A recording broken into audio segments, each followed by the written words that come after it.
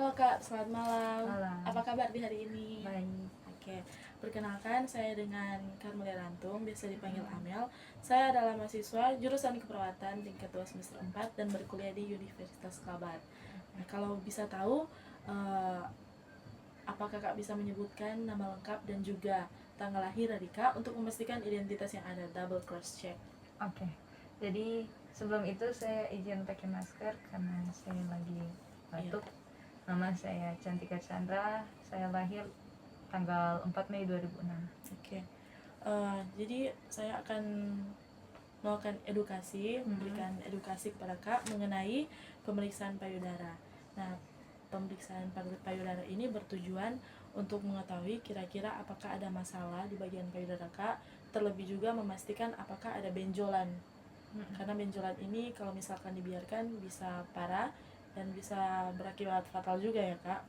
Nah, tapi saya akan menanyakan beberapa pertanyaan berhubungan dengan pemeriksaan ini, dan akan ada cara-cara yang akan saya ajarkan kepada Kak. Tapi sebelum itu saya izin untuk meminta kesediaan dan juga meluangkan waktu dari Kak. Apakah bisa? Iya, bisa. Oke. Nah, saya akan bertanya di bagian menstruasi, siklus menstruasi Kak. Nah, kira-kira ketika Kak haid, turun haid, apakah ada rasa nyeri yang Kak rasakan? Mungkin contohnya di bagian perut ataupun belakang, ataupun ketika haid Kak merasa nyeri di bagian payudara. Dan kira-kira berapa lama siklus haid Kak? Kebetulan kalau tentang rasa sakit, ya biasanya saya kadang-kadang sih kalau saya. Terus rasa sakit biasanya nyeri di bagian perut, dan siklus haid saya kayaknya sekitaran 4-5 hari. Oh, 4-5 hari. Jadi untuk masalah nyeri tidak terlalu bagaimana ya? Iya. Tidak sampai meminum obat penambah darah? Kayaknya enggak pernah. perlu. Oke, enggak perlu. Kalau mama sama atau berbeda dengan Kak? Mama kadang sih kalau dia bilang nyeri atau sakit, tapi biasanya mama itu lebih lama siklusnya, kayaknya 6-7 hari gitu. Oke.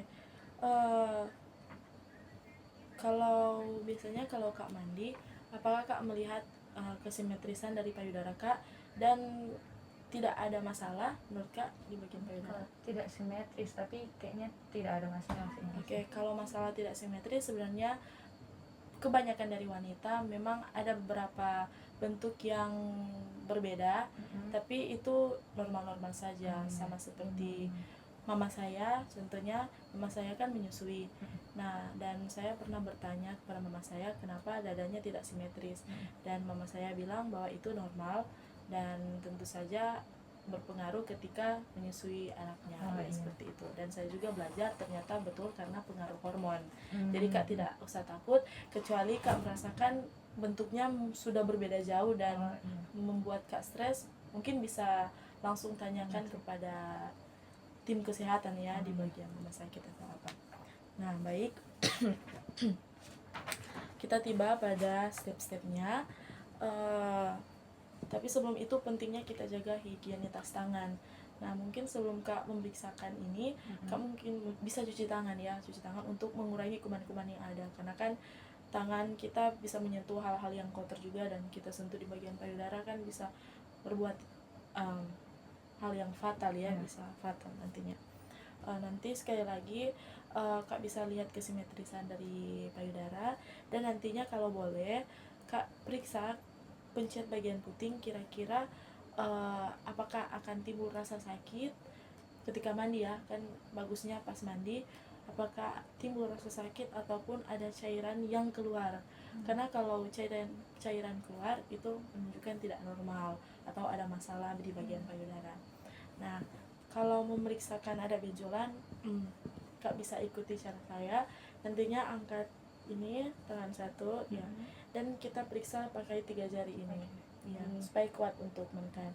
Nah, kita periksa di bagian ketiak, kita ikuti terus ke bawah dan belok bagian tengah puting gini. Nah Kak, kira-kira ya nanti mungkin kalau mandi lebih terasa juga ya pemeriksaannya.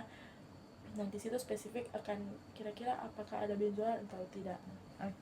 Nah kemudian caranya kita putar di membentuk gerakan putaran gini, putaran. Oh iya. Ya,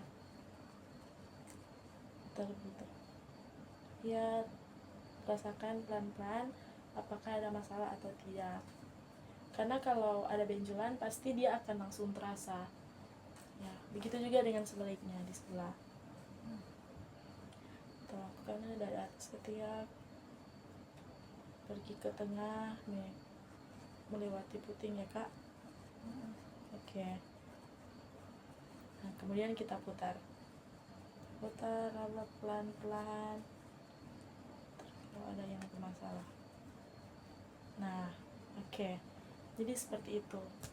Sekali lagi, kalau memang ada hal yang kak rasa sudah tidak wajar lagi, perubahan bentuk ataupun ada benjolan yang ada, segera untuk melaporkan ya kak ke saya. Oke. Ataupun langsung periksakan ke tim yang lebih tinggi lagi, ke tim medis, untuk mencegah hal-hal yang buruk terjadi.